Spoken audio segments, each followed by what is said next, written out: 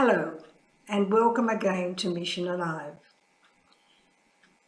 A lot of people knew a great man by the name of Michael Samaree, first Prime Minister of Papua New Guinea, a man who peacefully led Papua New Guinea to independence.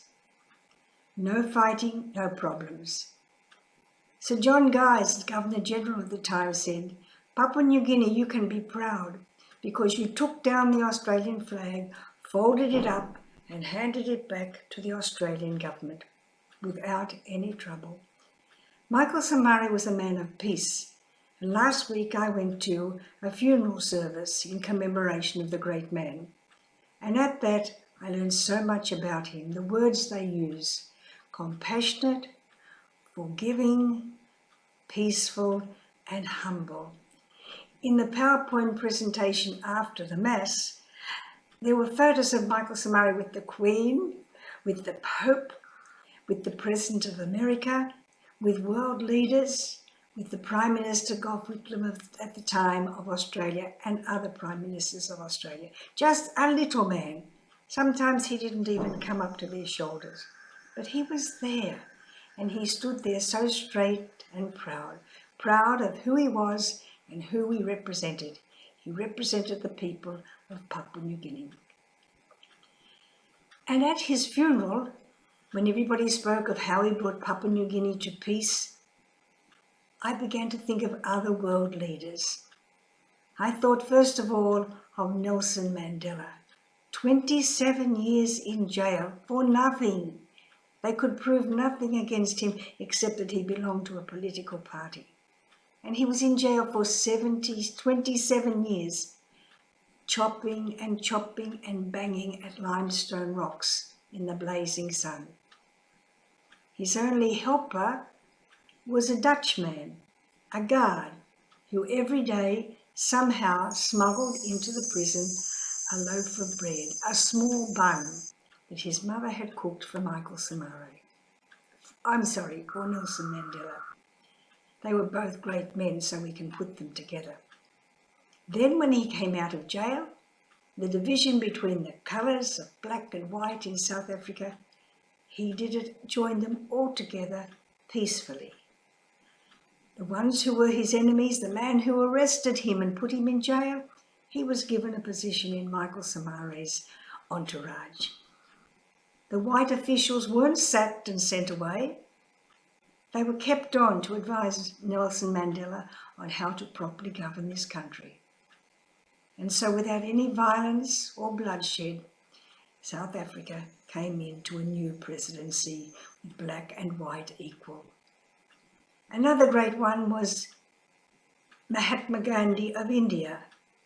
He brought India to independence from England without any violence. He marched from one end of the country to the other to come to the seashore, where he could collect salt water and evaporate it and use the salt instead of importing salt from England. He wove all the material for his own clothes. He grew the cotton, he wove them and made his clothes. Another man who brought his country to independence without violence. A man of prayer this time, a man of deep prayer. Then we had the great man Martin Luther King Jr., who led the great peace march in America, who said the great words, "I have a dream. I have a dream of my children who are black going to school with other children who are white. I have a dream of universities filled with mixed colours in these classrooms. I have a dream." Michael Samaree had a dream and he fought for it. He wanted Papua New Guinea to be independent in 1975, not in 10 years' time as other people wanted, not later on as the Australian government wanted it.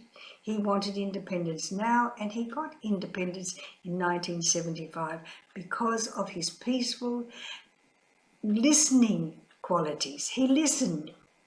When an enemy came to him, when an opponent came to him, while he was on his way, Michael Samaree made sure there was food ready for the visitor. So when the angry person came, boom, boom, boom, boom, I want, Michael Samaree would say, "Come in, sit down and have a meal." And they would eat together and laugh and talk and discuss many things. Then after the meal, Michael Samaree would say, all right, let's sit down now and talk about your problem.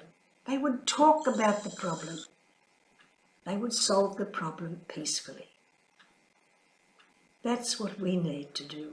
All of our problems, we need to solve them peacefully. There's a peaceful way for everything, in families, in groups, in schools, whatever it is. We can all be people of peace. Today, as I talk, it is World Happiness Day. And we can't be happy if we don't have peace. And if we do have peace, then we will certainly be happy. So I hope that this day and this week and for the weeks ahead, you can be a happy person because you are a peaceful person. You bring peace among people. You bring peace wherever you go. People welcome you because they know when you come to their group, to their house, you will bring peace. You will bring a stillness. You will bring quietness. You will bring discussion, not argument. So try to be like these great leaders. Nelson Mandela, South Africa, Mahatma Gandhi, India, Martin Luther King, America, Michael Samaree, Papua New Guinea. A circle over to Africa, to India, to America, to Papua New Guinea. All over the world there are people working for peace. Let us, each of us, be one of them. And then truly our mission will be a mission of peace. Bye now. Maybe I'll see you later.